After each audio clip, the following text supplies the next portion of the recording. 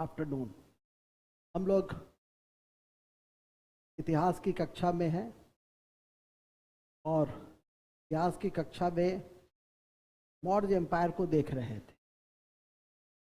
Maurya empire की कड़ी में हम लोग पिछले दिन सबसे पहले जब बताया कि मौर्य एम्पायर जब आप पढ़ेंगे तो थोड़ा सा उसके परिचय के दृष्टि से देखने की कोशिश कीजिए कि मौर्य एम्पायर परिचय के दृष्टि से कहाँ पर किस रूप में हम उसको पढ़ें। तो सबसे पहले सोर्सेज पढ़ते हैं, हिस्टोग्राफी। कि मौर्य एम्पायर को पढ़ने के लिए सबसे पहले या किसी भी वंश को, किसी भी सभ्यता को, किसी भी संस्कृति को पढ़ने के लिए हम सबसे पहले हिस्टोग्राफी का अध्ययन करते हैं। हिस्टोग्राफी मीन्स क्या? Sources of history. Sources of history में जैसे मौर्य एम्पायर का अध्ययन करना है तो सबसे पहले हम लोग अशोक पढ़ते हैं, अशोक के शिलालेख पढ़ते हैं। पुरातत्व का अध्ययन करते हैं। तो कल हम लोगों ने पुरातत्व का अध्ययन किया था और पुरातत्व के अध्ययन की कड़ी में हमने सबसे पहले देखा अभिलेख, और अभिलेख के साथ साथ हमने कुछ स्तंभ लेख का अध्ययन किया, कुछ गुफा लेख का अध्ययन किया। और गुफा लेख काफ़ी महत्व भी रखता है मॉडर्न स्थापत्य के दृष्टि से, आर्ट और आर्किटेक्चर के पॉइंट ऑफ व्यू से, क्योंकि गुफा आर्ट का विकास जो है सबसे पहले मॉडर्न काल में ही हुआ। कुछ गुफाएं बनी जैसे डोमस, सुदामा, ये सब जो गुफाएं थी उन सब का जो विशेषताएं हैं, क्योंकि वो पत्थर को, चट्टान को काट कर बनाए गए और उसका जो चमकीलापन, और कुछ गुफाएं जो लकड़ी के साथ संयोजन करके, और गुफाओं का जो उद्देश्य था कि धार्मिक शांति, और धार्मिक शांति की कड़ी में हम लोगों ने आजीविकों को गुफा दी थी। खैर, ये सारी बातें मैंने पिछले दिन की कक्षा में की थी। 14 शिलालेख की जानकारी दी, बृहद शिलालेख की, कुछ लघु शिलालेख के विषय में बताया, स्तंभ लेख और कुछ लघु स्तंभ लेख के विषय में बताया। अशोक के नाम का उदाहरण जहाँ जहाँ है, मस्की में, गुर्जरा में, उदनूर में, उद्गोलन में, नित्तूर में, जहाँ जहाँ अशोक के नाम का उल्लेख है उसके विषय में बताया। और कुछ ऐसे शिलालेख जो काफ़ी महत्वपूर्ण है, जैसे रुम्नीदेही का आर्थिक अभिलेख के रूप में हम लोग जानते हैं। खबरू शिलालेख में बौद्ध धर्म के त्रिरत्न के प्रति अशोक ने जो आस्था व्यक्त की है, उन सब कारणों से हम लोग इसे याद रखने का प्रयास करते हैं। पुरातत्व के बाद जो दूसरा महत्वपूर्ण बिंदु है, पुरातत्व का कल हम लोगों ने अध्ययन किया था, और पुरातत्व के बाद जो दूसरा महत्वपूर्ण बिंदु है वो था, आपको जैसा कि मैंने अभी आपकी जानकारी में दी थी, पिछले दिन भी दिया था, वो था कौटिल्य का अर्थशास्त्र और मेगास्थनीज की इंडिका। तो कौटिल्य के अर्थशास्त्र और विशाखा दत्त के मुद्राक्षस को हम लोग साहित्यिक स्रोत के रूप में देखते हैं, जबकि हम लोग मेगास्थनीज की इंडिका को विदेशी स्रोत के रूप में देखते हैं। तो यहीं से हमारी बातचीत, हमारी कहानी स्टार्ट भी होगी।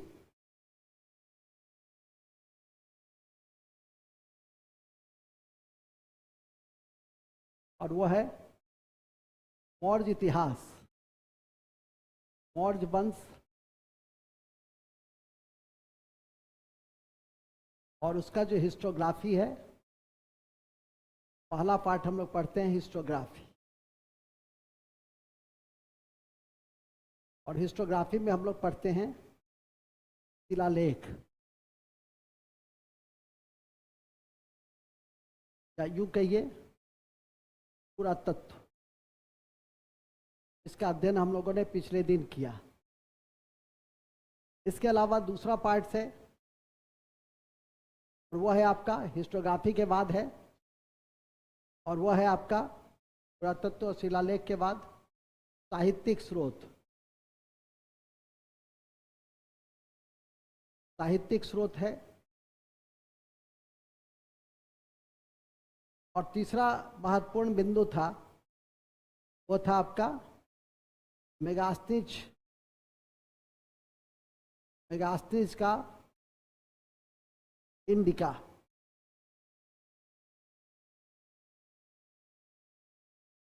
ठीक है, तो ये हम लोग विदेशी स्रोत के रूप में देखते हैं।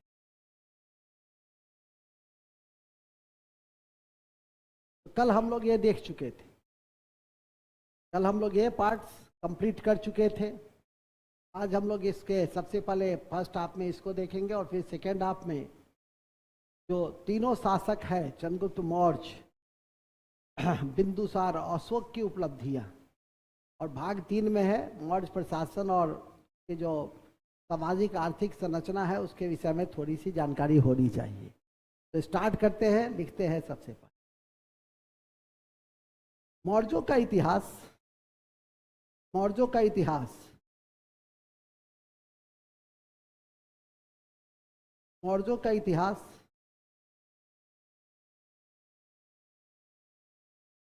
जानने का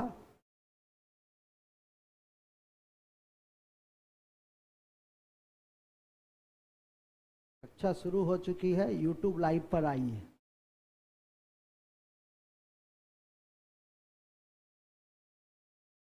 मौर्यों के इतिहास को जानने का दूसरा सबसे महत्वपूर्ण स्रोत, दूसरा सबसे महत्वपूर्ण स्रोत, दूसरा सबसे महत्वपूर्ण स्रोत साहित्यिक स्रोत है। साहित्यिक स्रोत है, साहित्यिक स्रोत है। कौन सा स्रोत है? साहित्यिक स्रोत है। इन साहित्यिक स्रोतों में,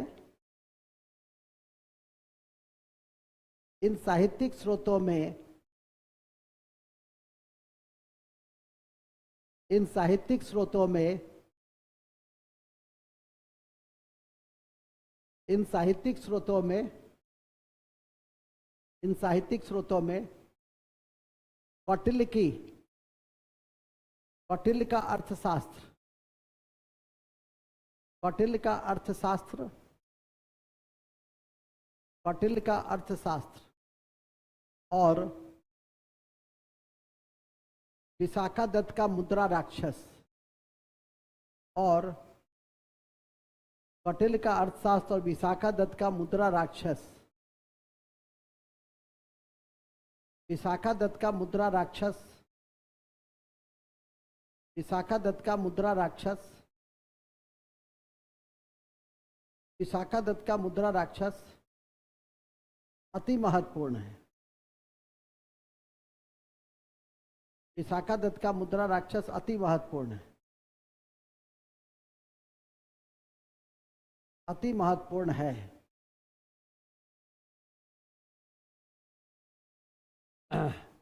अब लिखेंगे कौटिल्य का अर्थशास्त्र को प्रकाश में लाने का श्रेय,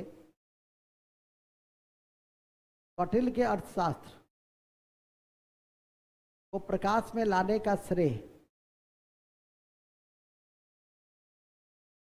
कौटिल्य के अर्थशास्त्र को प्रकाश में लाने का श्रेय, लाने का श्रेय शाम शास्त्री को 1905 में जाता है। शाम शास्त्री को, शाम शास्त्री को कौटिल्य का अर्थशास्त्र,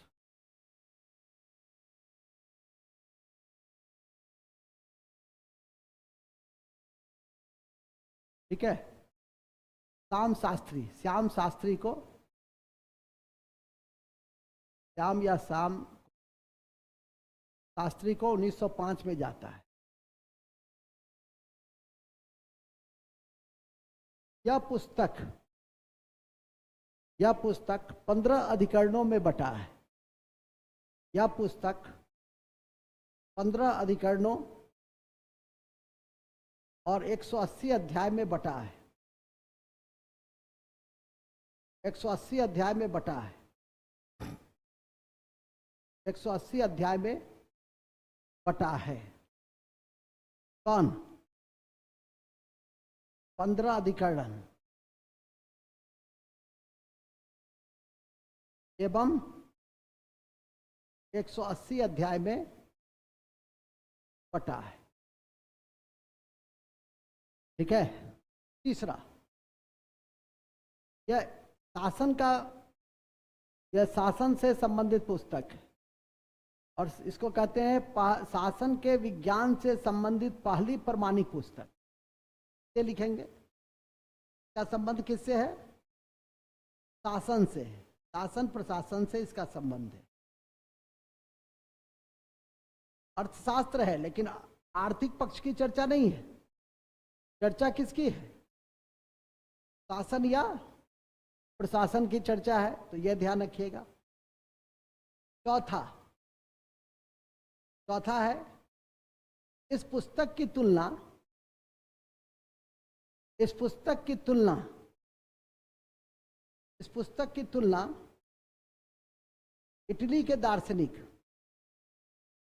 इटली के दार्शनिक मैकियावेली की पुस्तक प्रिंस से की गई है। इस पुस्तक की तुलना इटली के दार्शनिक, किससे तुलना है? तुलना है इटली के दार्शनिक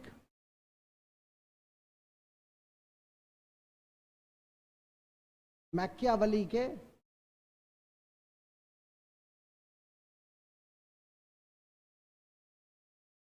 प्रिंस से की गई। प्रिंस से की गई है।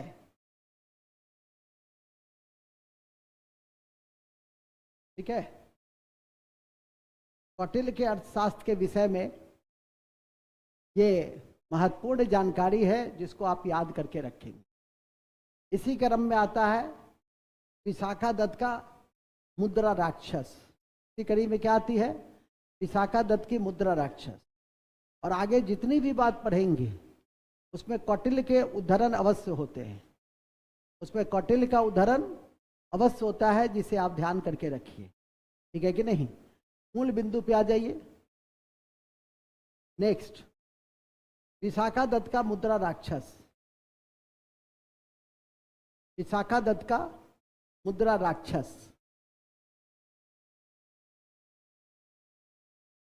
लिखिएगा। विशाखा दत्त के मुद्रा राक्षस से भी, विशाखा दत्त के मुद्रा राक्षस से भी मौर्यों की उत्पत्ति की जानकारी मिलती है। मौर्यों की उत्पत्ति के विषय में जानकारी मिलती है। मौर्यों की उत्पत्ति के विषय में जानकारी मिलती है। मौर्यों की उत्पत्ति के विषय में जानकारी मिलती है। इसी कड़ी में अन्य धार्मिक साहित्य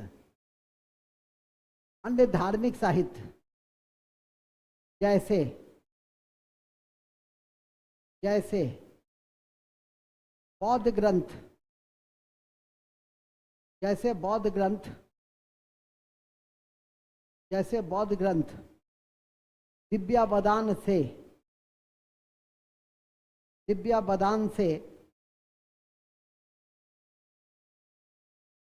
मौर्यों की उत्पत्ति को क्षत्रिय से जोड़कर बतलाया गया। मौर्यों की उत्पत्ति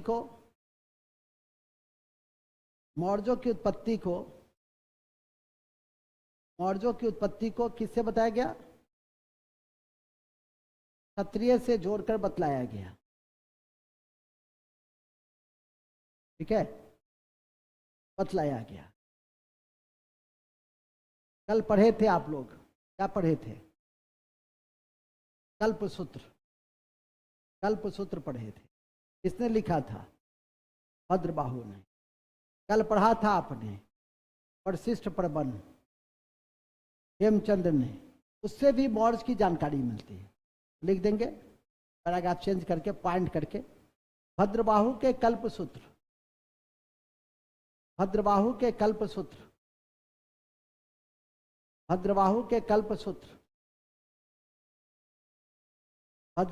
कल्पसूत्र और हेमचंद्र के हेमचंद्र के हेमचंद्र के परिशिष्ट प्रबंध से हेमचंद्र के प्रशिष्ट प्रबंध से कॉमा करके लिखेंगे। कलहन की राज तरंगनी, कलहन की राज तरंगनी, कलहन की राज तरंगनी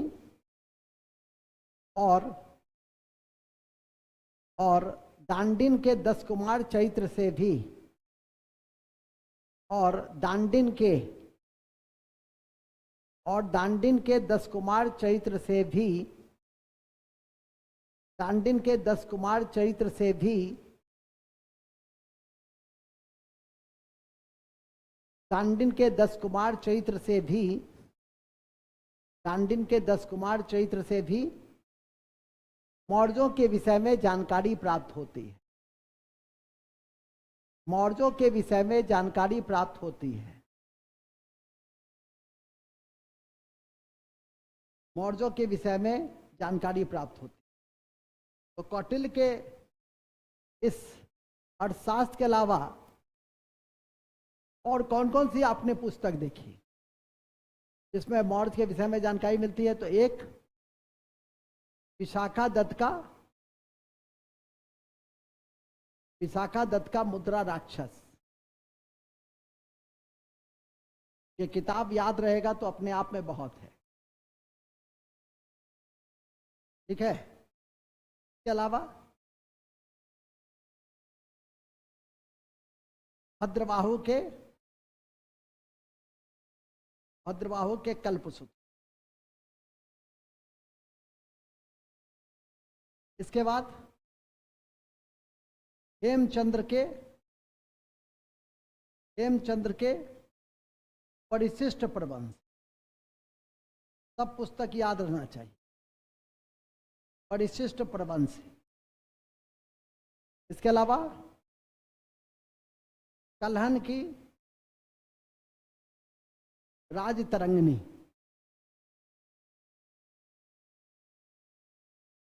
इसके अलावा दांडिन के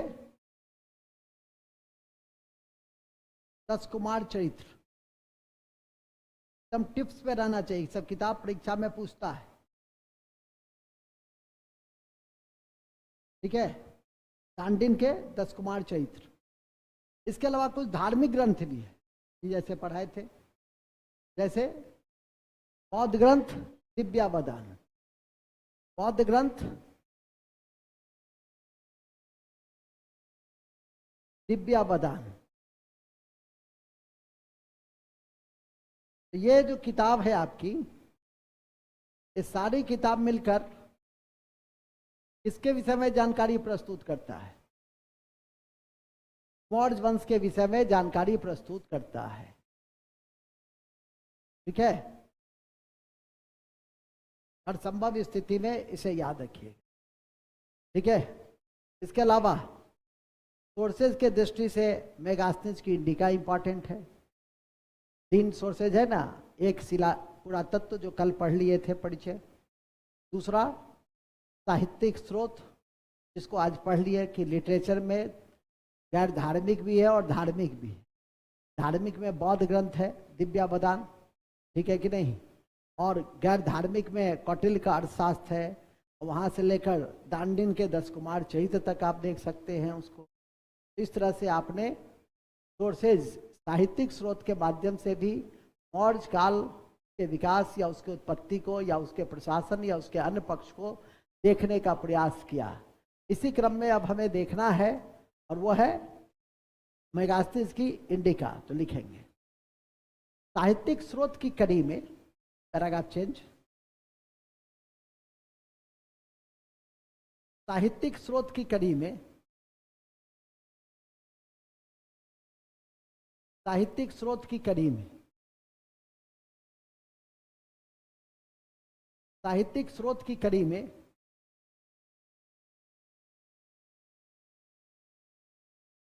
साहित्यिक स्रोत की कड़ी में साहित्यिक स्रोत की कड़ी में मेगास्थनीज की इंडिका, मेगास्थनीज की मेगास्थनीज की इंडिका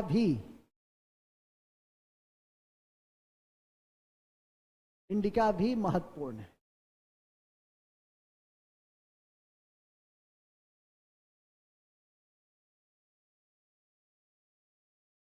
महत्वपूर्ण है, ठीक है। कैसे महत्वपूर्ण है तो लिखेंगे, मेगास्थनीज ने भारतीय समाज को 7 वर्गों में विभाजित किया कर्म के आधार पर। मेगास्थनीज ने भारतीय समाज को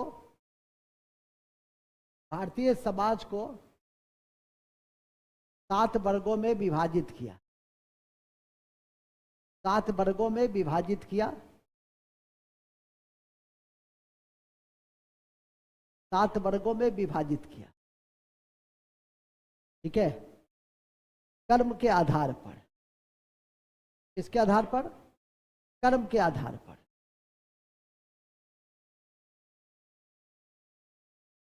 ठीक है। अभी विश्व विरासत दिवस मनाया गया है। कब मनाया गया है? कोई नहीं बोलेगा। कब मनाया गया है? समय से हुल्ले कर रहे थे आप। हो गया गायब। कब मनाया गया पंडित जी? 18 अप्रैल को। और मैं किसी समाचार पत्र को पढ़ रहा था तो लिखा था कि बिहार के कई ऐसे स्थल हैं जिसके जीर्णोद्धार की आवश्यकता है उस विश्व विरासत दिवस पर। पाटलिपुत्र के राजप्रसाद की भी चर्चा थी। पाटलिपुत्र के राजप्रसाद की चर्चा थी और पाटलिपुत्र का राजप्रसाद, ठीक है, उसकी भी चर्चा मेगास्थनीज ने किया है। कि चर्चा किसने किया है?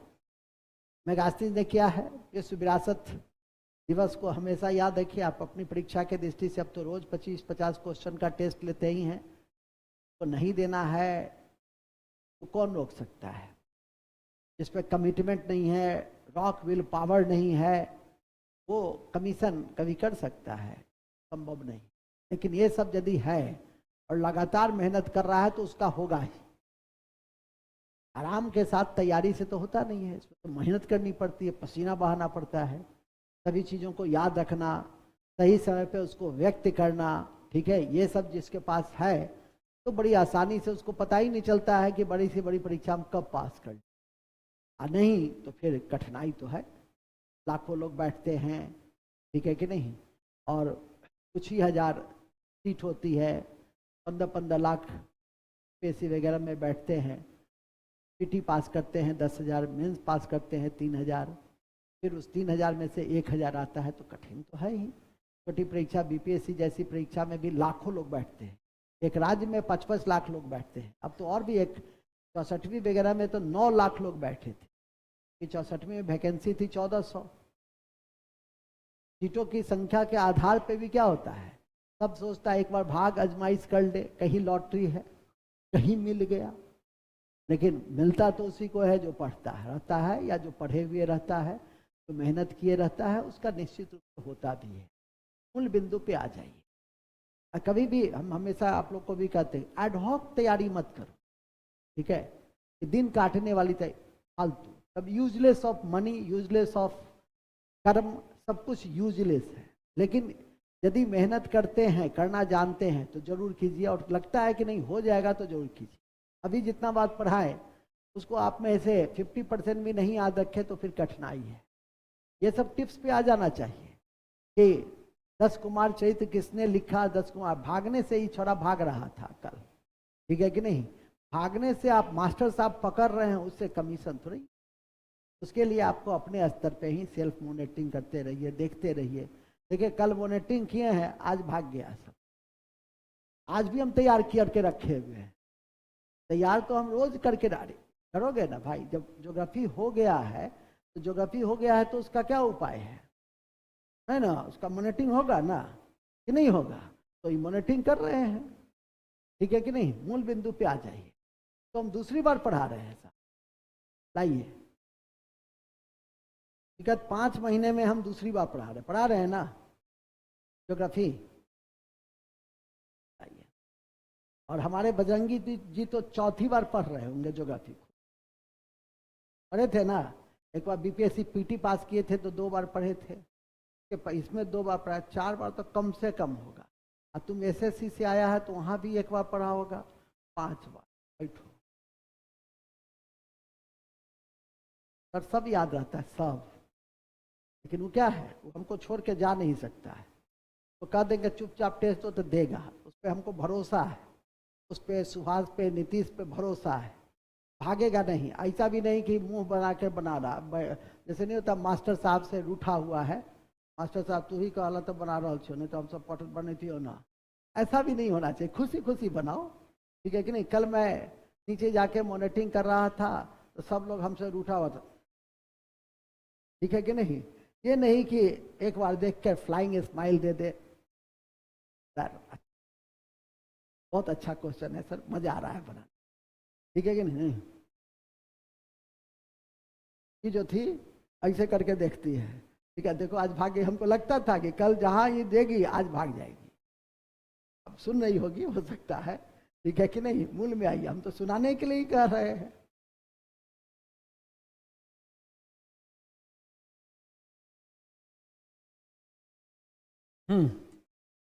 बड़े अच्छे जगह पे थे, कहाँ?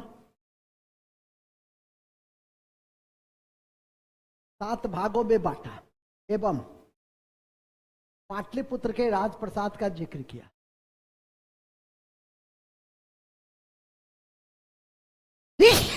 पाटलिपुत्र के राजप्रसाद का जिक्र किया और पाटलिपुत्र के नगरीय प्रशासन, पाटलिपुत्र के नगरीय प्रशासन, पाटलिपुत्र के नगरीय प्रशासन, नगरीय प्रशासन एवं विभिन्न समितियों का, विभिन्न समितियों का,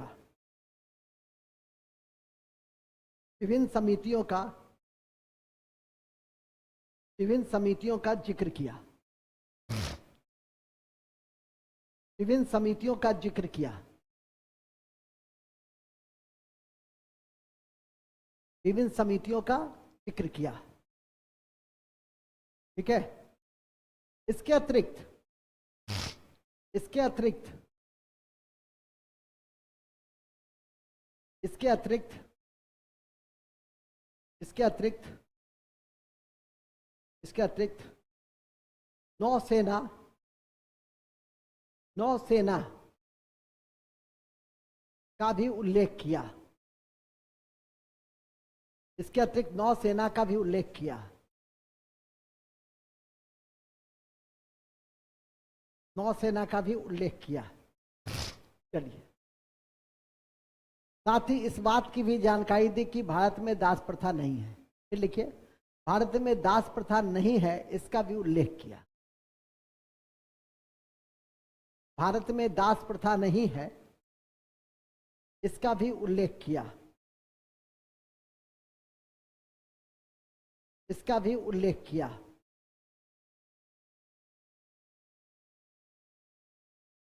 ठीक है, इसका भी उल्लेख किया।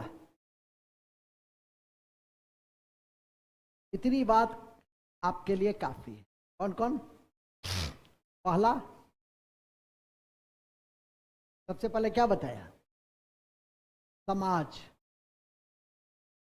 कितने भागों में? दूसरा हो गया, कर्म के आधार पे ही न था, वर्ण के आधार पे थोड़ा ही था। पाटलिपुत्र के राजप्रसाद,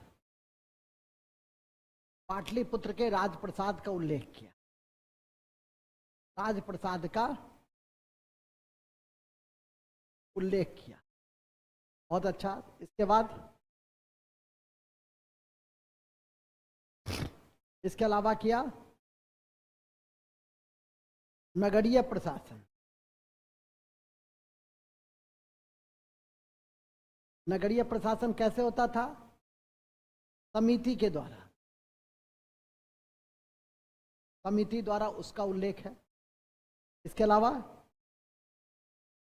नौसेना था, उसका भी उल्लेख किया। के बाद दास प्रथा नहीं था।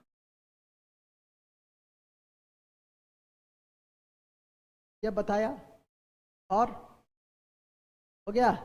चलो, इतनी बातों की जानकारी किसने दिया?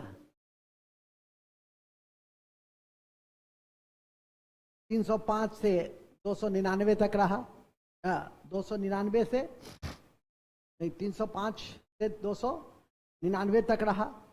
किसका राजदूत था? सेल्यूकस निकेटर का राजदूत था, जो अपनी बेटी का विवाह जब चंद्रगुप्त मौर्य से किया तो लोकनिया होता है ना, हम लोग क्या लोकनिया में ही आया था। हालांकि हमने उसको अंतर्राष्ट्रीय शब्दावली है उससे नवाजा, राजदूत, ठीक है कि नहीं, लेकिन टिपिकली भाषा में सुनिए तो लोकनिया था, जो पुत्री के साथ आया था। और यहाँ आने के बाद बड़े मजे में रहा 6 साल। तो बैठ के करके क्या करता, कितना भोजन तोड़ता, प्रतिभाशाली था। किताब लिखा, और वही किताब किस रूप में जाना गया? इंडिका के रूप। और उसमें ये सारी बातें, भारतीय समाज के एक पक्ष का वर्णन है, अर्थ का वर्णन है, प्रशासन का वर्णन है, हर का उन्होंने विस्तार से दिया। लेकिन आप पीटी के दृष्टि से पढ़ रहे हैं तो इतनी बात काफी है। इतनी बात यदि पच जाए तो मैं समझता हूं कि कोई दिक्कत नहीं होगी। अब नोट में 1-2 बिंदु लिख लीजिए, कक्षा की इस सोर्सेज की समाप्ति की घोषणा करूंगा। नोट लिखिए। स्पूनर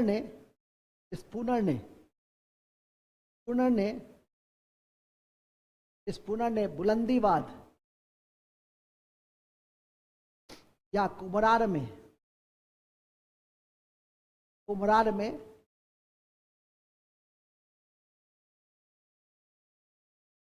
लकड़ी के बने राजमहल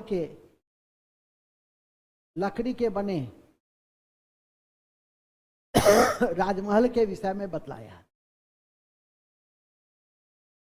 लकड़ी के बने राजमहल के विषय में बताया।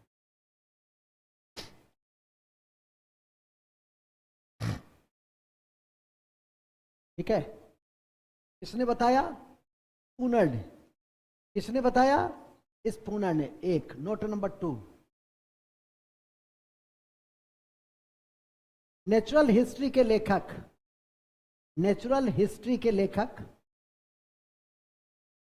प्लिनी,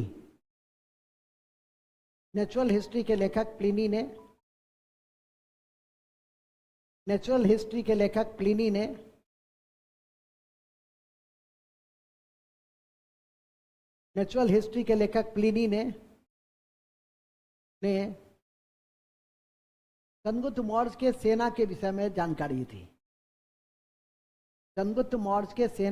में जानकारी थी।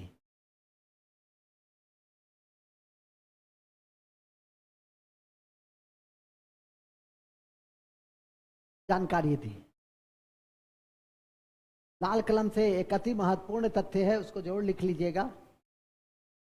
हालांकि भविष्य में भी इसको बताते हैं, कल बताने का अवसर मिलेगा मौर्योत्तर युग में। आज तो मौर्य युग चल रहा है। कि रुद्रदमन एक सख्त शासक था, और रुद्रदमन का एक अभिलेख था जिसका नाम था जूनागढ़ अभिलेख। और रुद्रदमन के जूनागढ़ अभिलेख से 2 बातों की जानकारी मिलती है। एक, कि चंद्रगुप्त मौर्य का प्रभाव पश्चिम क्षेत्र तक था, उसके विषय में जानकारी मिलती है। और दूसरा, कि सुदर्शन झील का पुनर्निर्माण का काम आरंभ होता है, और सुदर्शन झील के माध्यम से राजकीय इकाई जल प्रबंधन का काम देखती थी कृषि के विकास के लिए। उसकी जानकारी भी हमको रुद्रदमन के जूनागढ़ के अभिलेख से मिलता है। तो लिखेंगे लाल कलम से, रुद्रदमन के जूनागढ़ अभिलेख से 2 महत्वपूर्ण बातों की जानकारी मिलती है।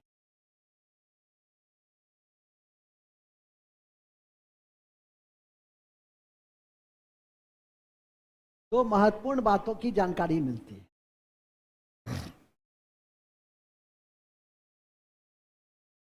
दो महत्वपूर्ण बातों की जानकारी मिलती है। दो महत्वपूर्ण बातों की जानकारी मिलती है। 1, दो महत्वपूर्ण बातों की जानकारी मिलती है। पहली है चंद्रगुप्त मौर्य का पश्चिम के क्षेत्र में प्रभाव था। चंद्रगुप्त मौर्य का पश्चिम के क्षेत्र में प्रभाव था।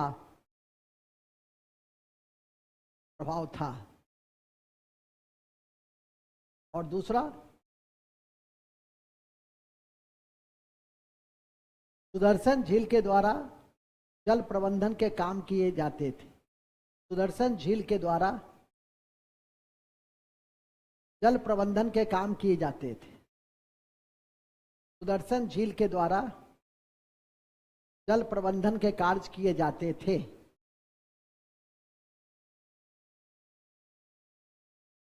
सुदर्शन झील के द्वारा जल प्रबंधन के कार्य किए जाते थे।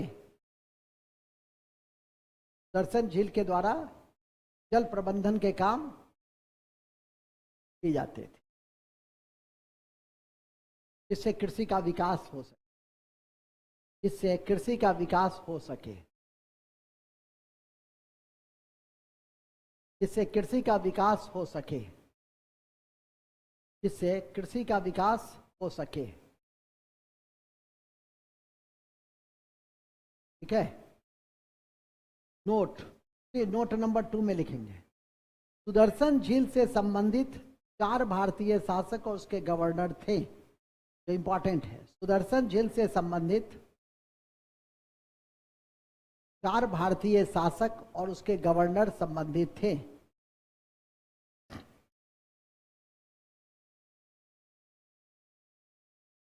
सुदर्शन झील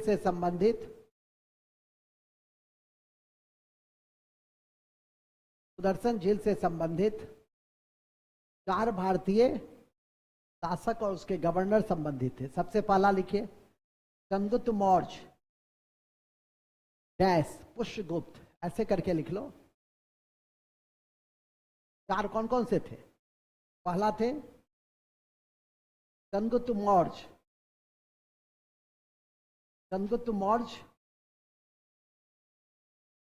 गवर्नर का नाम था पुष्यगुप्त। गवर्नर का नाम था, इधर शासक लिख लीजिए, इधर गवर्नर लिख लीजिए। परीक्षा में जैसे जो आएगा उस तरह से उसका समाधान कर दीजिएगा। ठीक है। पहला, उसमें क्या है? चंद्रगुप्त मौर्य पुष्यगुप्त। दूसरा है अशोक तुषास्प।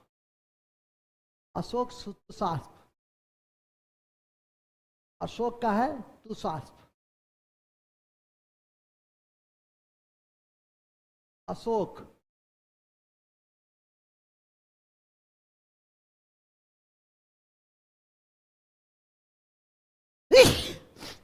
तुषास्प।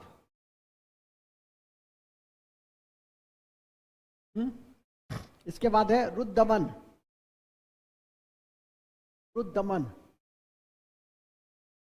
विशाख।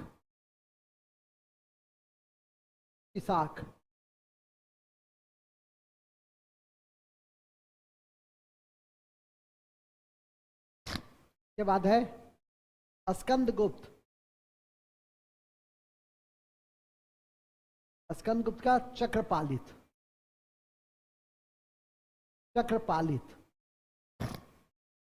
बस।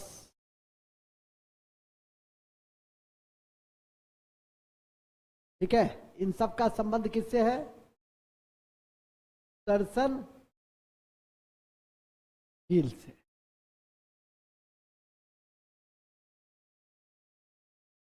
ठीक है। और ये बहुत महत्वपूर्ण है, जिस पर नजर रखने का प्रयास करेंगे। इतिहास है, रटना होगा। इतिहास है तो क्या करना होगा? रटना होगा। जैसे एक बार रटो, चंद्रगुप्त मौर्य के गवर्नर का क्या नाम था? चंद्रगुप्त मौर्य के गवर्नर का क्या नाम था? चंद्रगुप्त मौर्य के गवर्नर का क्या नाम था? और उसके बाद अशोक के गवर्नर का नाम तुषास्प। रुद्रदमन के गवर्नर का नाम, रुद्रदमन के गवर्नर का नाम और स्कंदगुप्त के गवर्नर का नाम। कौन से 4 शासक थे?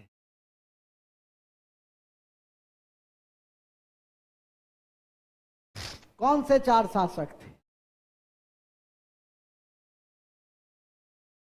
तू के बाद गायब हो जाता है। कौन से 4 शासक थे? खड़ा होइए, बताइए।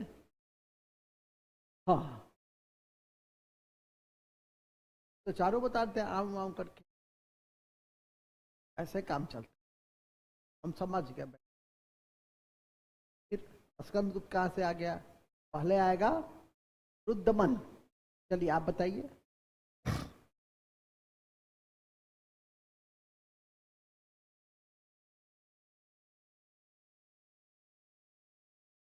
आप गवर्नर का नाम बताइए। किसका? ठीक है,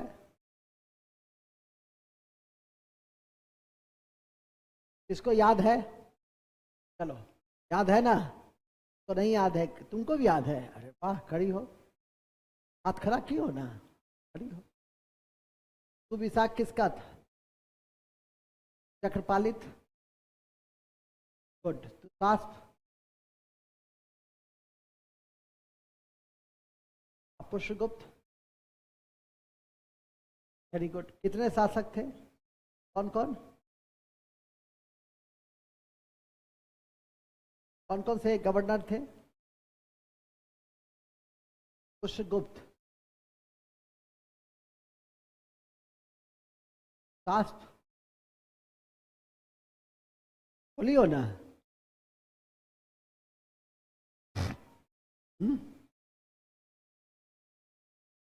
तो बोले थे आप, गड़बड़ कर दिया आप। जी जी, कौन पात?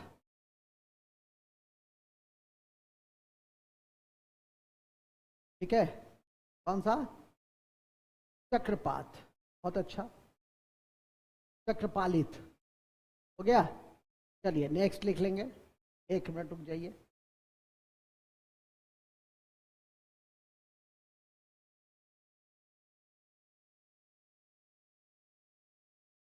चलिए,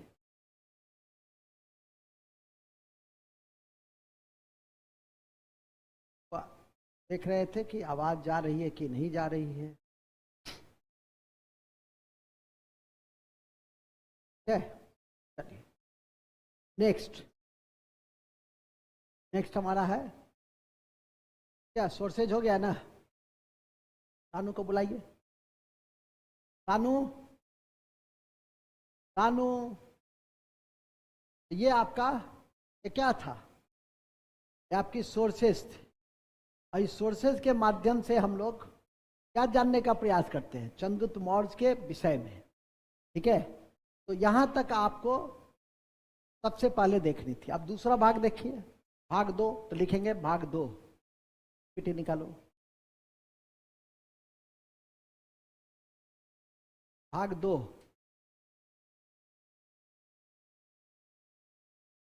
भाग 2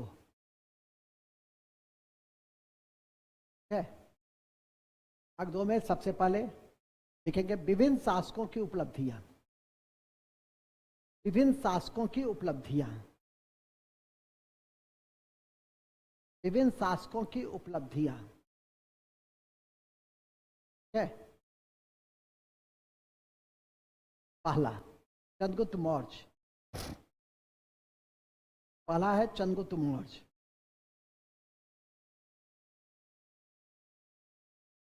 चंद्रगुप्त मौर्य। चंद्रगुप्त मौर्य के विषय में सबसे पहली बात क्या है? तो लिखेंगे नंद वंश के शासन का अंत किया।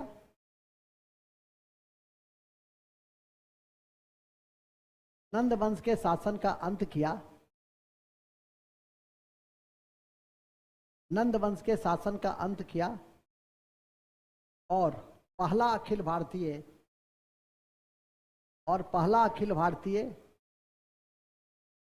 राजवंश, पहला अखिल भारतीय राजवंश,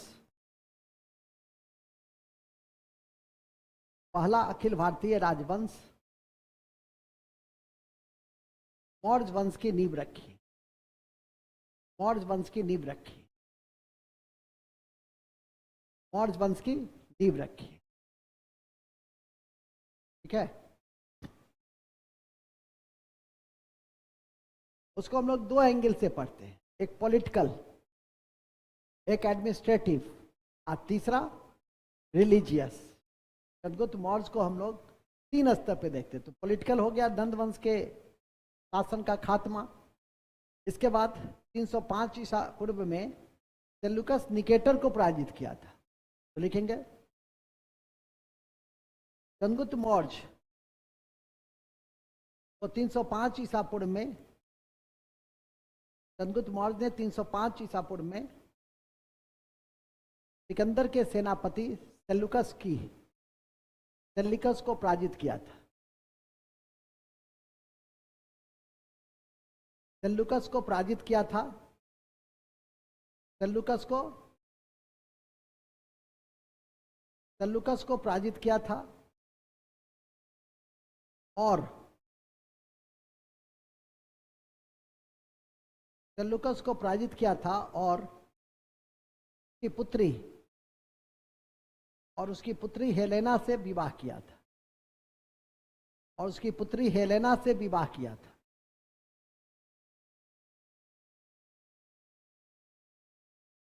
और उसकी पुत्री हेलेना से विवाह किया था। ठीक है, की पुत्री हेलेना से विवाह किया एवं विवाह के बाद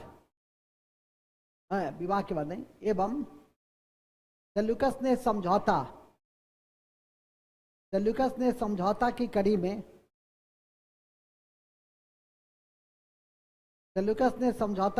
में एरिया मतलब हेरात, एरिया को ब्रैकेट में लिख देंगे हेरात, एरिया, जरकेसिया था मकरान, जरकेसिया, एरिया, जरकेसिया, एड्रोसिया,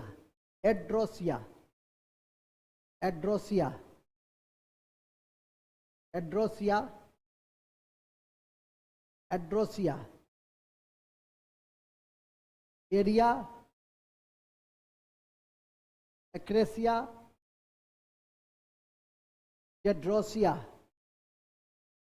जेड्रेसिया एवं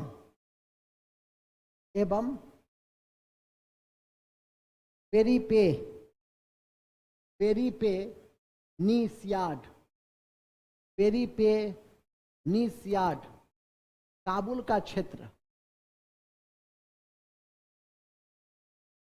भी चंद्रगुप्त को देने पड़े।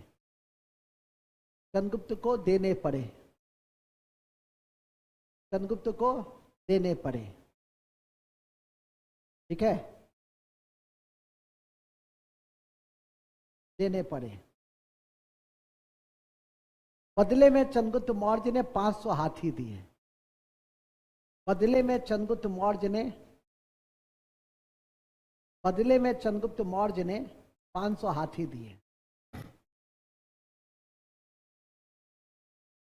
बदले में चंद्रगुप्त मौर्य ने 500 हाथी दिए। बदले में चंद्रगुप्त मौर्य ने 500 हाथी दिए। बहुत अच्छा, बदले में चंद्रगुप्त मौर्य ने 500 हाथी दिए। ठीक है, याद रखिएगा। ये हुआ पॉलिटिकल अचीवमेंट। ये क्या हुआ? राजनीतिक उपलब्धि। राजनीति के बाद आता है धार्मिक उपलब्धि। ठीक है, लेकिन धार्मिक उपलब्धि अंतिम बिंदु है। पहले प्रशासनिक उपलब्धि लिख ले तो लिखेंगे उपयुक्त राजनीतिक उपलब्धि के अतिरिक्त उपयुक्त राजनीतिक उपलब्धि के अतिरिक्त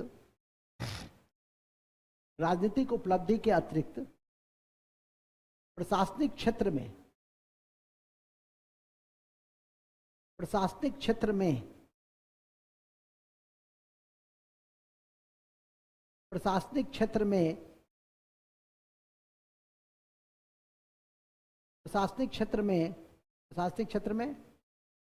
सबसे पहले केंद्रीकृत प्रशासन को जन्म दिया। सबसे पहले केंद्रीकृत, सेंट्रलाइज्ड केंद्रीकृत प्रशासन को जन्म दिया।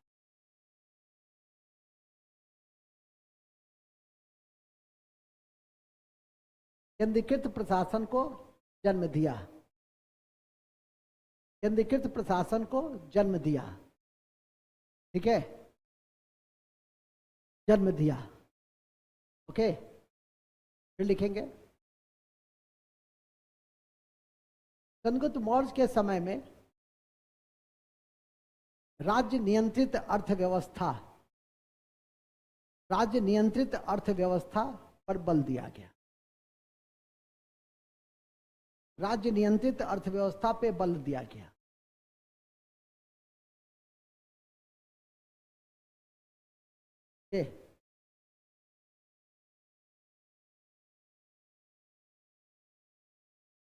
यह हुआ प्रशासनिक उपलब्धि। कलात्मक उपलब्धि क्या हुआ, लिखेंगे चंद्रगुप्त मौर्य के समय में कलात्मक उपलब्धि के तहत, कलात्मक उपलब्धि के तहत राजप्रसाद, राजप्रसाद का निर्माण, राजप्रसाद का निर्माण और पहली बार पत्थर के द्वारा या पत्थर की कलात्मक अभिव्यक्ति, पहली बार पत्थर की कलात्मक अभिव्यक्ति राज्य के संरक्षण में देखने को मिली। राज्य के संरक्षण में देखने को मिली।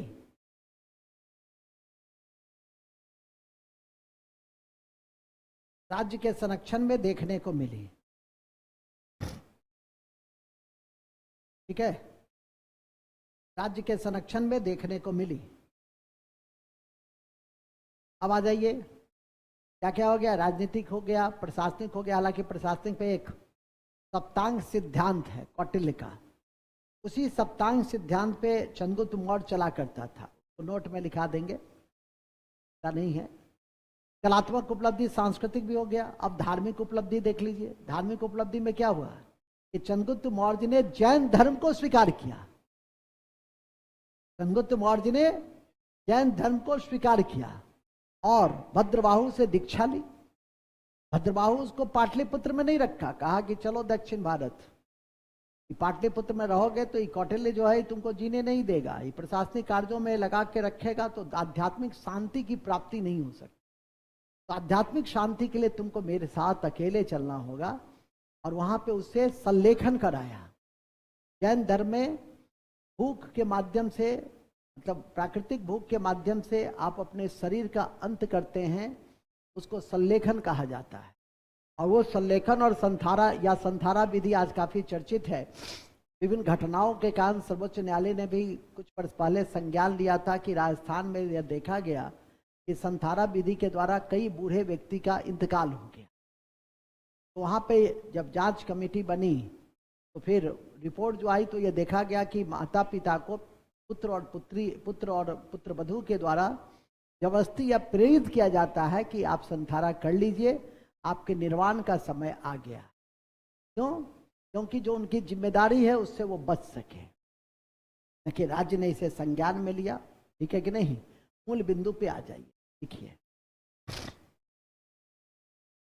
चंद्रगुप्त मौर्य ने जैन धर्म स्वीकार किया।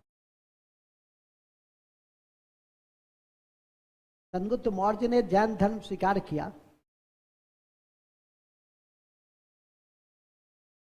भद्रबाहु को अपना गुरु बनाया। भद्रबाहु को अपना गुरु बनाया। भद्रबाहु को अपना गुरु बनाया। भद्रबाहु को अपना गुरु बनाया और उसी की सलाह पर कर्नाटक के श्रवणबेलगोला के चंद्रगिरी पर्वत पर इसी की सलाह पर कर्नाटक के श्रवण बेलगोला के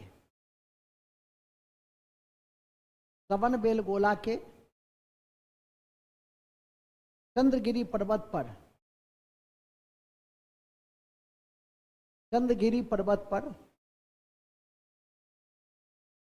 सल्लेखन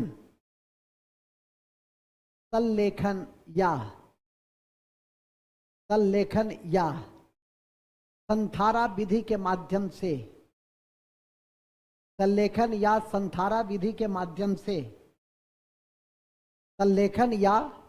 लिखिए ना,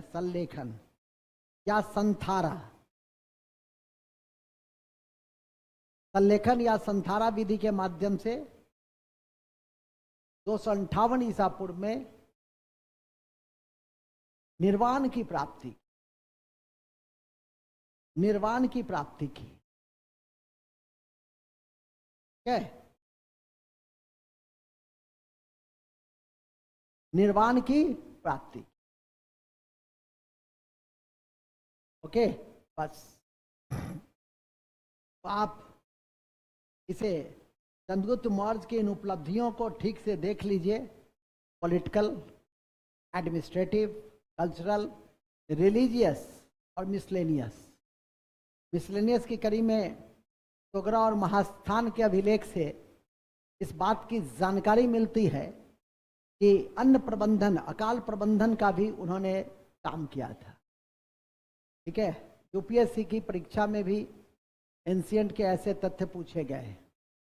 भविष्य में किसी दिन 9 बजे से आप लोग की जो महत्वपूर्ण प्रश्न हैं, जो यूपीएससी के लेवल में तो हैं ही, यूपीएससी से थोड़ा सा इतर भी, ठीक है, विभिन्न आयोग और जो यूपीएससी की परीक्षा है उसमें संभावित है, और कुछ क्वेश्चन ऐसे होते हैं कि रिपीट होते हैं। जैसे ये बताया मैंने कि सोहगरा और महास्थान का जो अभिलेख है उससे किस चीज़ की जानकारी मिलती है, उससे अकाल प्रबंधन की जानकारी मिलती है, अन्न प्रबंधन की जानकारी मिलती है। हमारा गोल घर क्या है, वो अकाल प्रबंधन का ही उदाहरण है, अंग्रेजों के समय का है। ठीक है कि नहीं? इसके अलावा मौर्य काल में, मतलब चंद्रगुप्त मौर्य ने न्याय व्यवस्था की भी सुदृढ़ व्यवस्था की थी। कंटक शोधन, ठीक है, धर्मस्थी और कंटक शोधन नामक जो फौजदारी और दीवानी अदालत है उसकी नींव रखी थी। चंद्रगुप्त मौर्य ने जो अन्य उपलब्धियां हैं, जैसे अभी मैं बता रहा था, ठीक है कि नहीं, पॉलिटिकल विशेषकर और एडमिनिस्ट्रेटिव, उसको ध्यान में जरूर रखिएगा। रज्जुक जैसे न्यायिक अधिकारी की नियुक्ति अशोक ने किया, लेकिन जो पूरा स्ट्रक्चर है एडमिनिस्ट्रेशन का, सेंट्रलाइज्ड स्टेट कंट्रोल मैकेनिज्म। हमारा एक मित्र था जो आईएएस का इंटरव्यू देने गया था, सबसे पहले वही गया था हम लोग के बैच से। 1991 का समय था, नई आर्थिक नीति का समय था। यूपीएससी तो यूपीएससी की तरह ही क्वेश्चन पूछता है, तो पूछा। पहले इस तरह का कोचिंग मार्गदर्शक होते नहीं थे, तो जो मित्र होते थे, जो जानकार होते थे, उसी के साथ कम्युनिकेशन होता था, संवाद होता था। पहले इतना ग्लोरीफाई नहीं किया जाता था। आज क्या है, नेट के माध्यम से, सोशल मीडिया के माध्यम से बहुत सारी चीज़ ग्लोरीफाई हो गई है।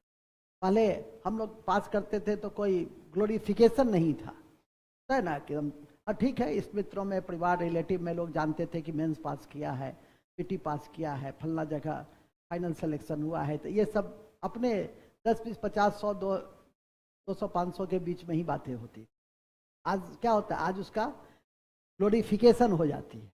खैर चलिए, अच्छी बात है कि अन्य को प्रेरणा मिलती है। विशेषकर एक प्रेरणा की व्यक्तित्व मैंने आप लोग को बताया भी था कि कैसे एक बच्चा 10th और 10th के बाद फिर 4 साल के बाद इंटर के फिर 3 साल के बाद बीए, तो पता ही नहीं था कि क्या क्या करना है। इसके लिए जीवन का सबसे बड़ा महत्वाकांक्षा था कि नौसेना में जाकर जवान बन जाना है, ठीक है कि नहीं, परेड विश्राम करना है।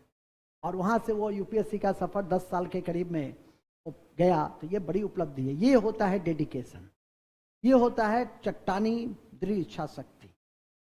तुम लोग को तो सारा चीज मिला है, फादर पैसा देते हैं, उसके पास पैसे भी नहीं थे, कई दिन तक भूखा किसी से मांग के खाता था। वो अपने कहा, या अड़ोसी पड़ोसी के यहाँ चले जाते थे खाना के समय में, गए हैं खाना के समय में तो पूछेगा ही, कुछ खा ही लेता, खाने को दे ही देता था। इस परिस्थिति में उसके पास क्या है, पास पति है, पैसा भेजता, तुम्हारे पास क्या है, अब्बा है, पैसा देते हैं। क्या नहीं है तुम्हारे पास, उसके पास, बजरंगी के पास एक ऐसा बाप है जो चेन्नई में कड़ी मेहनत करता है रात दिन, ठीक है कि नहीं, और समय समय पे हमको फोन करते रहते हैं कि मेरा बेटा का क्या स्थिति है। हम कहे उधर तो मेरे कंट्रोल में था, इधर मेरे कंट्रोल से बाहर है, इसलिए आप स्वयं के स्तर पे समीक्षा करें तो ज़्यादा बेहतर होगा। लेकिन अब लगता है कि मेरे कंट्रोल में भी धीरे धीरे आ रहा है, लेकिन अभी हम पूरी तरह आश्वस्त नहीं हुए हैं। मूल बिंदु पे आ जाइए। तो आशा है कि समझ में आ गई होगी, ठीक है कि नहीं, कि कोई भी काम बहुत बड़ा नहीं होता है, इच्छा शक्ति होनी चाहिए, और इच्छा शक्ति रहेगी तो सब रास्ता अपने आप बनता जाता है। मूल बिंदु पे आ जाइए। मूल बिंदु यह है कि पढ़ना है। मूल बिंदु क्या है, पढ़ना है। आज तो हमारे पास 24 साल 25 साल का एक्सपीरियंस है, जब 2-4 साल का एक्सपीरियंस था तब आईएएस पास करवा दी, एक को नहीं बल्कि अनेकों को। पीसीएस वगैरह पास कराना बहुत कठिन नहीं होता है, लेकिन आईएएस की परीक्षा, अब तो आईएएस की परीक्षा मार्गदर्शक के द्वारा पास भी नहीं हो सकती जब तक कि लड़का स्वयं पेपर नहीं पढ़े, स्वयं वो मेंटल प्रोफेशनल डेवलपमेंट नहीं करे, राइटिंग पे ध्यान नहीं दे। आज देख तो बड़ा से बड़ा 1000 करोड़ का बिजनेस वाला इंस्टीट्यूशन है, एक या दो रिजल्ट, वो भी एक दो रिजल्ट उसका पीटी से नहीं है, शून्य से नहीं है कि चंद्रगुप्त मौर्य कौन था, यहाँ से नहीं है। तो मेंटरशिप प्रोग्राम, आपका वो टेस्टिंग प्रोग्राम उन सब से जुड़ा हुआ है, ठीक है कि नहीं। इस तरह से वो लड़का उस संस्था से जुड़ा हुआ है। तो ये स्थिति, ये नहीं है कि एक लड़का, कोई नहीं बता सकता संस्थान कि जीरो से उसको पढ़ाया और उसको वहां तक बढ़ाया, ठीक है कि नहीं। तो मूल में आ जाइए। खैर, मूल यह है कि जैसा कि मैंने कहा, मैंने इसलिए कहा कि आप अपने स्तर पर ज़्यादा काम करें, बड़े स्तर पे जाना है। पेपर का अध्ययन तो मैं बीपीएससी में भी कहता हूँ कि 1.5 से 2 घंटा जरूर पेपर का अध्ययन करें। आगे चलिए। चंद्रगुप्त मौर्य में इन बिंदुओं के अलावा हम लोग अब क्या देखेंगे, नोट। नोट लिखो। तोहरा और महास्थान, तोहरा और महास्थान के अभिलेख से, तोहरा और महास्थान के अभिलेख से, तोहरा और महास्थान के अभिलेख से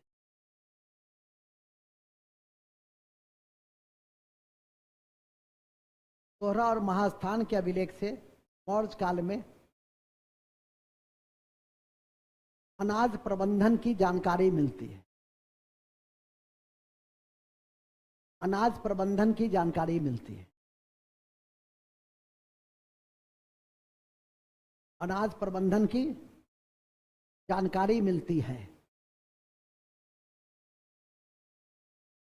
अनाज प्रबंधन की जानकारी मिलती है, ठीक है। किसकी, किसकी, ये लिखिएगा। मौर्य काल में धर्मस्थीय कंटक शोधन नामक,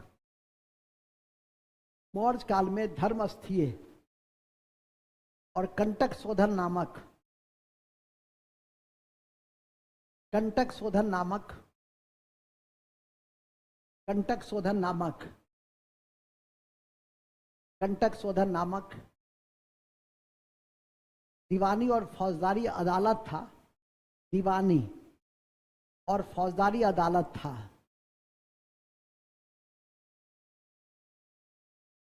दीवानी और फौजदारी अदालत था, जिसकी नींव सीएम नहीं रखी थी, जिसकी नींव सीएम नहीं रखी थी। सीएम मतलब चंद्रगुप्त मौर्य, जिसकी नींव सीएम नहीं रखी थी, सीएम नहीं रखी थी।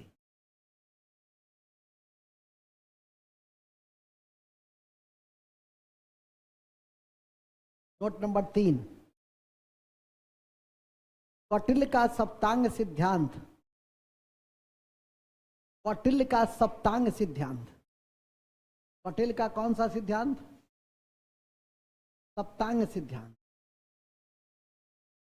कौटिल्य का सप्तांग सिद्धांत मौर्य प्रशासन के केंद्र बिंदु में था। मौर्य प्रशासन के केंद्र बिंदु में था। मौर्य प्रशासन के केंद्र बिंदु में था। इस पे राजा, मंत्री, सप्तांग सिद्धांत में कौन कौन थे? राजा बीच में थे, ये सभी के केंद्र बिंदु में थे। राजा, मंत्री, सेना, दुर्ग, कोस, मित्र,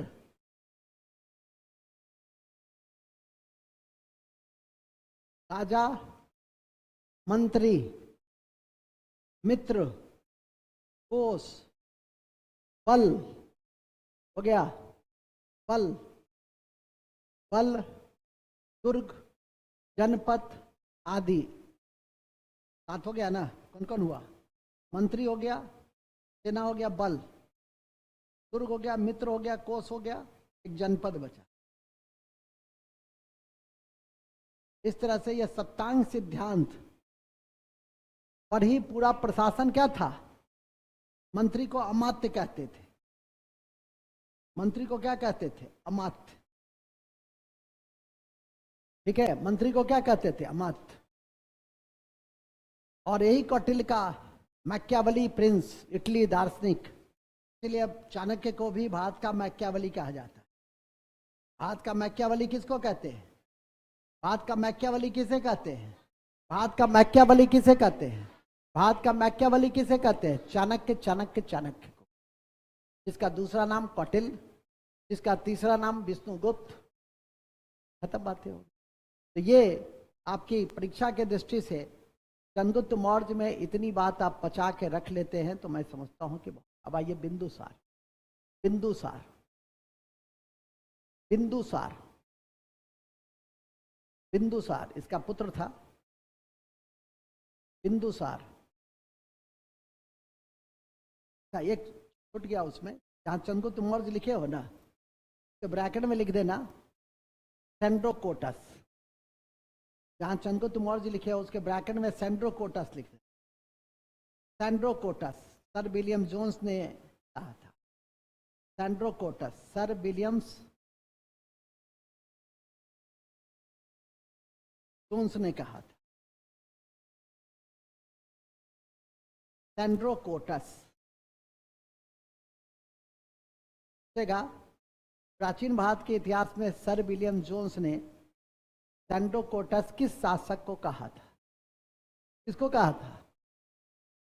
क्योंकि जैसे इसको अमित्र घात के नाम से जानते हैं या अमित्र चेटस, हिंदी में इसको लिखेंगे अमित्र घात के नाम से जानते हैं, ठीक उसी तरह से चंद्रगुप्त मौर्य को सेंड्रोकोटस के नाम से जानते।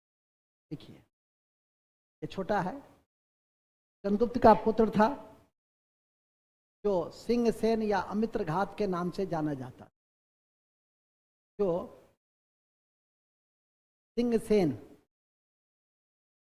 या अमित्र घात के नाम से जाना जाता।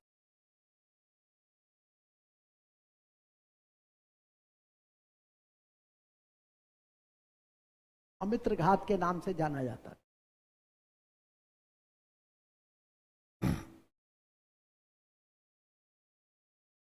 अमित्र घात के नाम से जाना जाता था।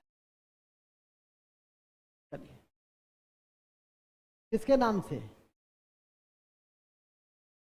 फिर लिखिए, भूलेंगे नहीं, अमात्य के अत्याचार के कारण इसके समय में, अमात्य के अत्याचार के कारण इसके समय में, अमात्य के अत्याचार के कारण इसके समय में विद्रोह हुआ।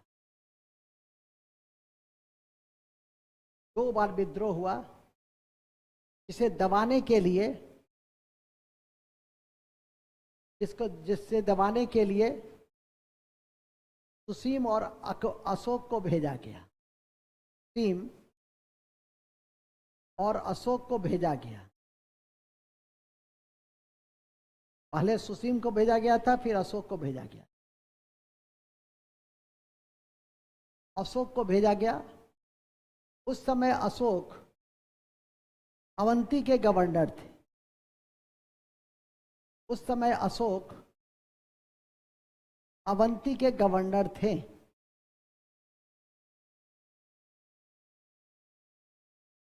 उस समय अशोक अवंती के गवर्नर थे। उस समय अशोक किसके गवर्नर थे? अवंती के गवर्नर थे। उस समय अशोक अवंती के गवर्नर थे। नेक्स्ट, बिंदुसार को, यह बहुत इंपॉर्टेंट फैक्ट है, बिंदुसार को विदेशियों के साथ अच्छे संबंध थे। बिंदुसार को विदेशियों के साथ अच्छे संबंध थे।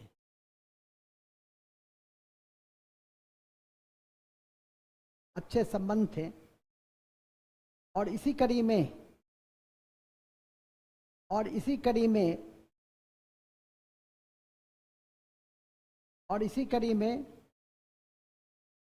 सिरिया नरेश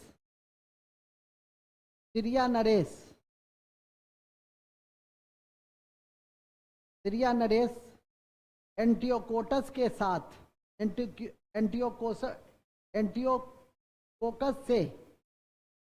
एंटियोकस से 3 वस्तु की मांग की थी। 3 वस्तु की मांग की थी। पहला शराब,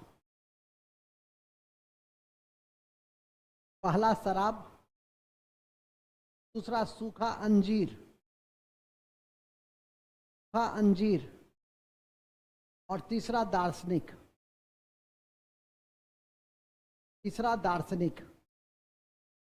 पहला शराब, दूसरा सूखा अंजीर और तीसरा दार्शनिक। सिरिया नरेश ने दार्शनिक भेजने में असमर्थता व्यक्त की। सिरिया नरेश ने दार्शनिक भेजने में कानून का हवाला देकर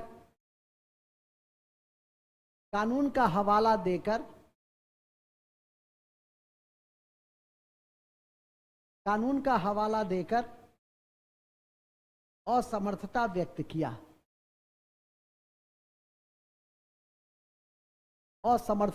किया।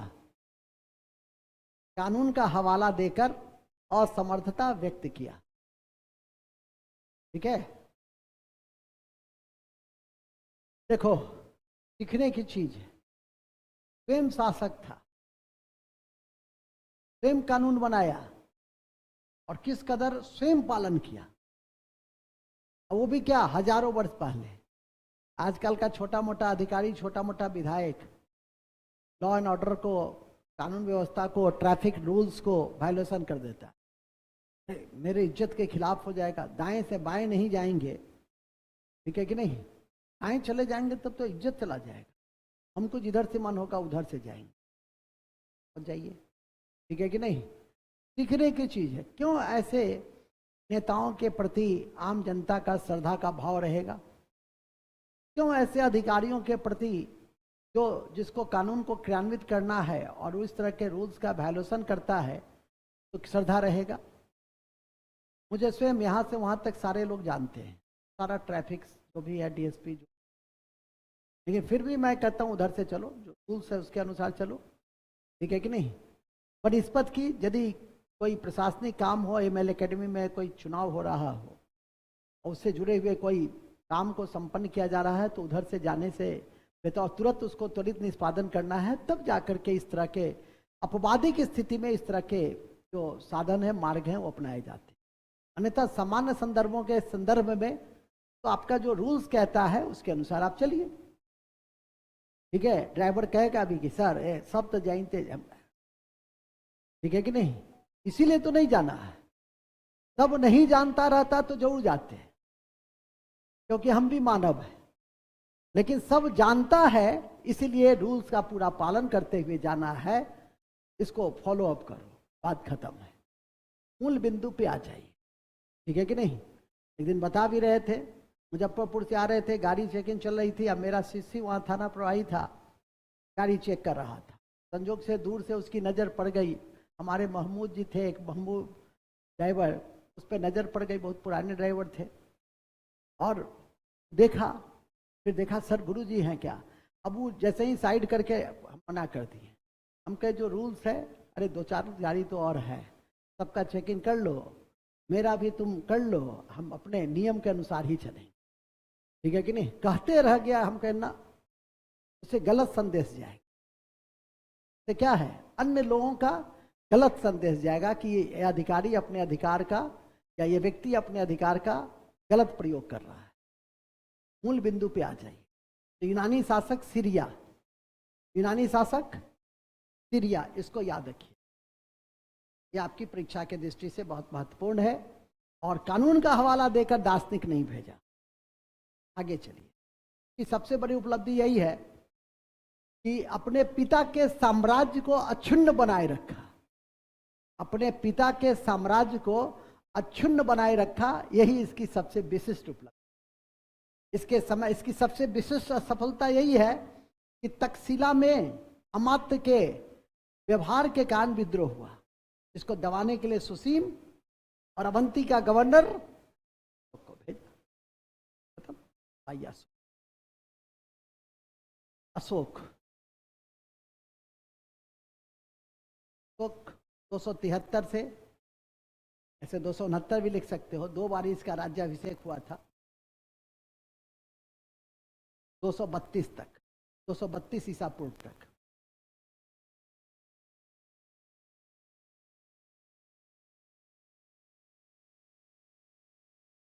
ठीक है,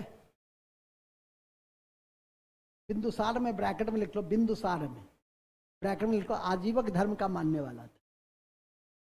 बिंदुसार का ब्रैकेट में लिख दीजिए आजीवक धर्म का मानने वाला था, बिंदुसार में। चलिए अब आइए अशोक। इतिहास का सबसे महान शासक, इतिहास का सबसे महान शासक अशोक, अशोक को इतिहास, अशोक को इतिहास, अशोक को इतिहास धम्म नीति, धम्म नीति, धम्म नीति, कलिंग युद्ध,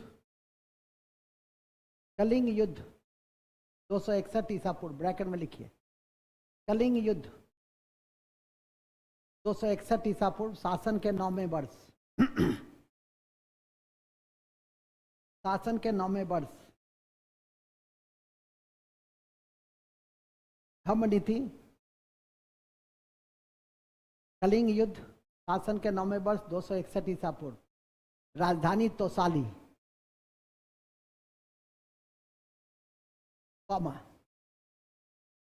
और बौद्ध धर्म को विश्व धर्म बनाने के लिए, और बौद्ध धर्म को विश्व धर्म बनाने के लिए, बौद्ध धर्म को विश्व धर्म बनाने के लिए, बौद्ध धर्म को विश्व धर्म बनाने के लिए, बनाने के लिए याद रखता है। बौद्ध धर्म के विकास की कड़ी में लिख देंगे, पैराग्राफ चेंज, बौद्ध धर्म के विकास की कड़ी में, बौद्ध धर्म, पैराग्राफ चेंज करके, बौद्ध धर्म के विकास की कड़ी में उन्होंने अपने पुत्र महेंद्र, उन्होंने अपने पुत्र महेंद्र, पुत्री संघमित्रा, अपने पुत्र महेंद्र, पुत्री संघमित्रा, पुत्री संघमित्रा को बौद्ध धर्म के प्रचार के लिए श्रीलंका भेजा, बौद्ध धर्म के प्रचार के लिए श्रीलंका भेजा, श्रीलंका भेजा, एवं तीसरा बौद्ध संगति पाटलिपुत्र में कराया, एवं तीसरा बौद्ध संगति, एवं तीसरा बौद्ध संगति पाटलिपुत्र में कराया। किसने? तीसरा बौद्ध संगति पाटलिपुत्र में 250 ईसा पूर्व में कराया, 250 ईसा पूर्व में कराया। है, इतना आसान है। 250 ईसा पूर्व में कराया, और शायद कल पढ़े भी हो परसों। उसके अध्यक्ष कौन थे? मुगलीपुत्र 30 साल। दिखने की कोई जरूरत नहीं है, सुन लिए ना कि पाठ्यपुत्र में जो बौद्ध सम्मेलन हुआ था तीसरा, उसके अध्यक्ष कौन थे? सारी बात हो चुकी। इसी क्रम में फिर लिखेंगे, भूलेंगे नहीं कि अशोक ने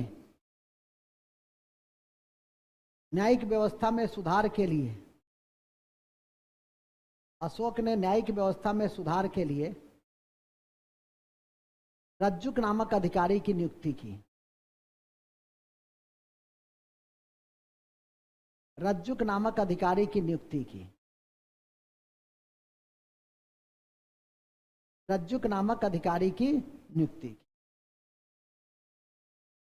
क्या?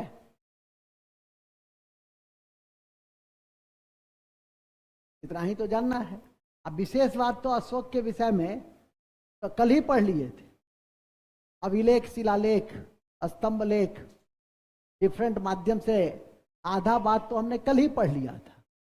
ठीक है कि नहीं? नहीं पढ़े थे? 13वां शिलालेख, कलिंग नहीं पढ़े थे? रूमनीदेही, अभिलेख, सब तो कल नहीं पढ़ते तो यहाँ पढ़ते, तो इसके लिए तोड़ दिए, खत्म हो गई बातें। अब लिखेंगे अशोक का उत्तराधिकारी कुणाल था। अशोक का उत्तराधिकारी कुणाल था। अशोक का उत्तराधिकारी कुणाल था। फिर कालांतर में दशरथ गद्दी पे बैठे। कालांतर में दशरथ गद्दी पे बैठे। कालांतर में दशरथ गद्दी पे बैठे और अशोक की तरह ही देवानाम प्रिय कहलाए। और अशोक की तरह ही,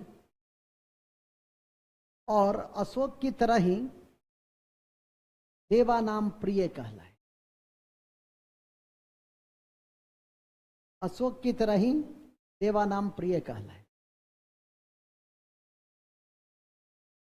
देवानाम प्रिय कहलाए। कल पढ़े थे कि नागार्जुन की पहाड़ी में आजीवकों को गुफा दिया था, तो ये था।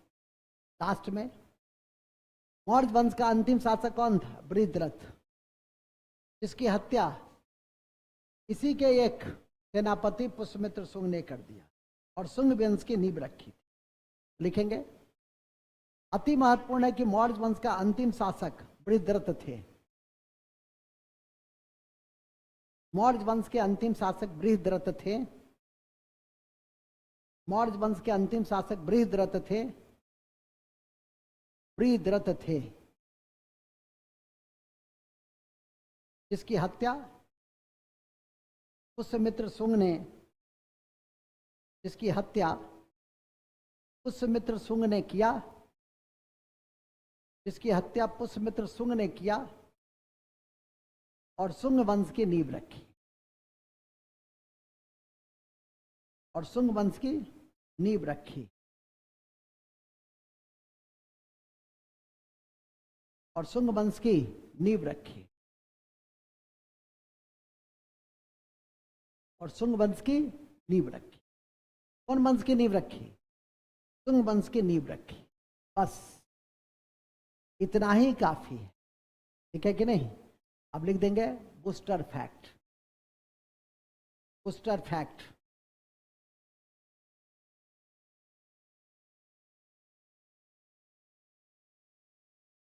पहला है बूस्टर फैक्ट। भब्रू शिलालेख में, भब्रू शिलालेख में, भब्रू शिलालेख में अशोक ने स्वयं को, अशोक ने स्वयं को, अशोक ने स्वयं को मगध का सम्राट बतलाया। मगध का सम्राट बतलाया और बुद्ध धर्म के प्रति आस्था व्यक्त की। बुद्ध धर्म के त्रिरत्न के प्रति, बौद्ध धर्म के त्रिरत्न के प्रति आस्था व्यक्त किया।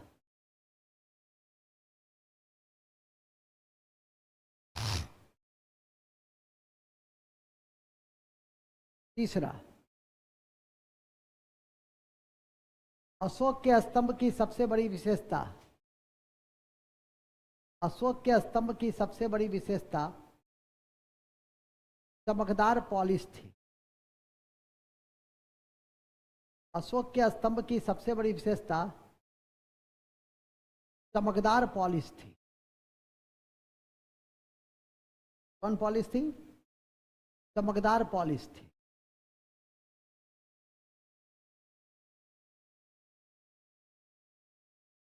पुस्टर फैक्ट नंबर 3, जिसका संबंध मौर्यकालीन प्रशासन से है, लिखेंगे मौर्य काल में उच्च अधिकारी तीर्थ कहलाते थे। उच्च अधिकारी तीर्थ कहलाते थे, जिसकी संख्या 18 थी। उच्च अधिकारी तीर्थ कहलाते थे, जिसकी संख्या 18 थी। जिसकी संख्या 18 थी। तीर्थ को अंडरलाइन कर दीजिए। तीर्थ को अंडरलाइन कर लीजिए। पूछा जा सकता है कि तीर्थ क्या था? उच्च अधिकारी थे। इसके अतिरिक्त मंत्री परिषद को सहायता देने के लिए 27 अध्यक्ष होते थे। इसके अतिरिक्त मंत्री परिषद को सहायता देने के लिए 27 अध्यक्ष होते थे। मंत्री परिषद को सहायता देने के लिए 27 अध्यक्ष होते थे। 27 अध्यक्ष होते थे। इनमें गीता अध्यक्ष कृषि विभाग, गीता अध्यक्ष कृषि विभाग उल्लेखनीय है। गीता अध्यक्ष कृषि विभाग उल्लेखनीय है। गीता अध्यक्ष कृषि विभाग उल्लेखनीय है। भूलेंगे नहीं कि रूप दर्शक सिक्कों की जांच करता था। मौर्य काल में रूप दर्शक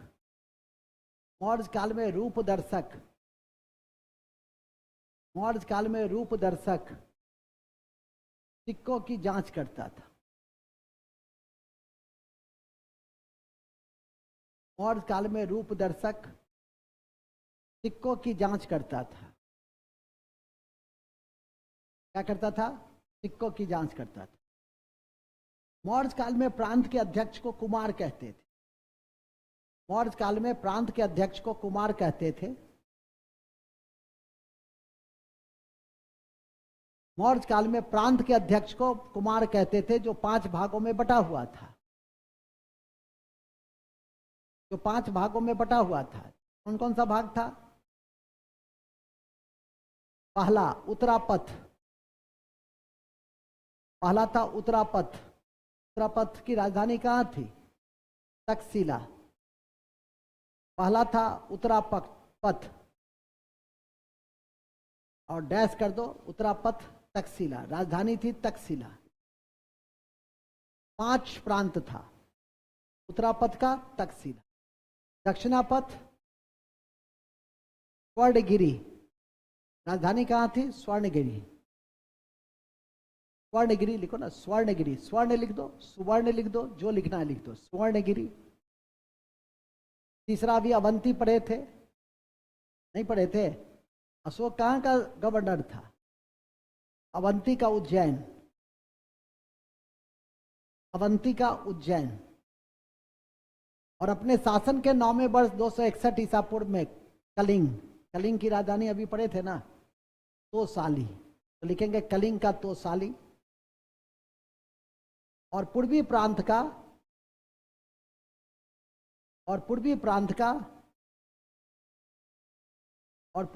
का पाटलिपुत्र था।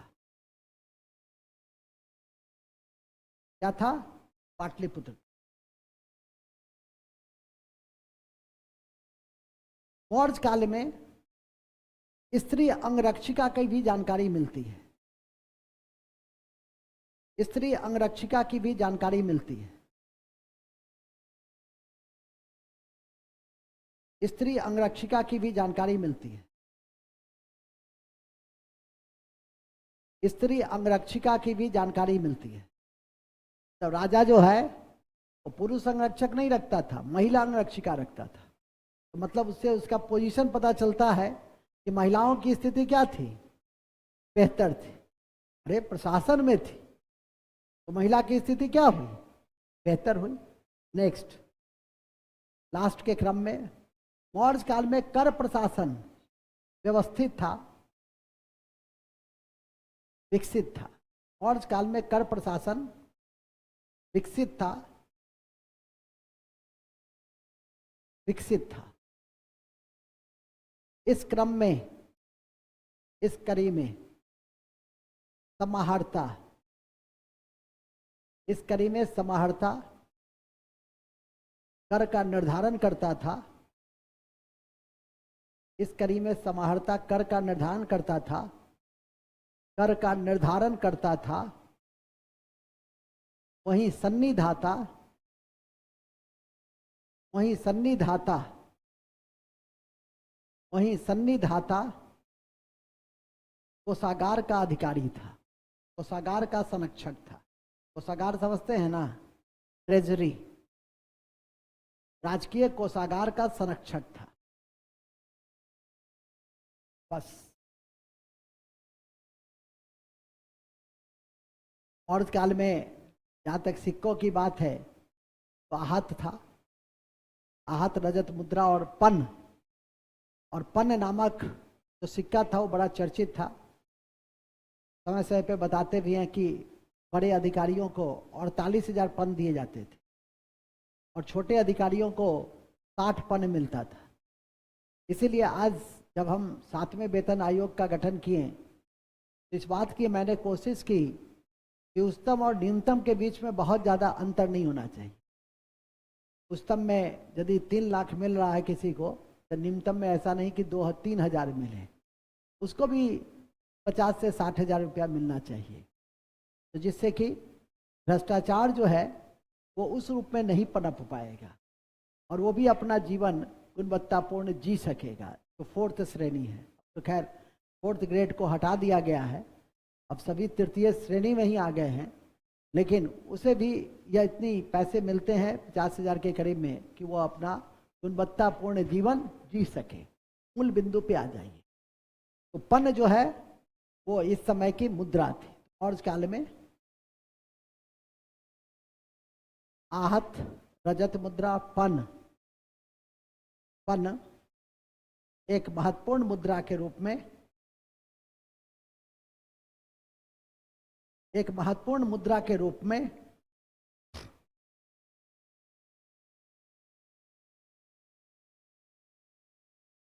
एक महत्वपूर्ण मुद्रा के रूप में जाना जाता। ठीक है, बस। तो इन्हीं शब्दों के साथ हम आज के इस कक्षा की समाप्ति की मैं घोषणा करता हूं और आशा करता हूं कि आपका जो मौर्य काल है वो आपकी परीक्षा के लिए इससे ज़्यादा कुछ भी नहीं पूछेगा। आप इसे अच्छे तरह से याद करके रख लें तो कठिनाई नहीं होगी। हम लोग कल इससे आगे की कक्षा करेंगे और इससे आगे की कक्षा क्या है, मौर्योत्तर युग। इससे आगे की कक्षा क्या है, मौर्योत्तर युग है। ठीक है कि नहीं? जय हिंद, जय भारत। आओ तो उसको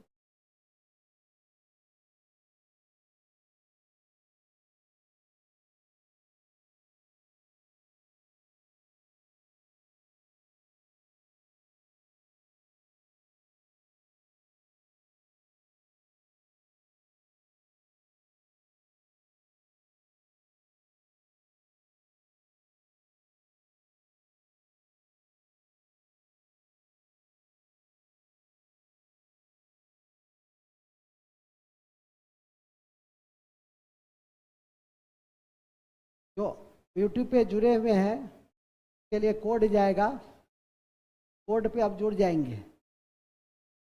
कोड भेज दो जी, लिंक भेज दो।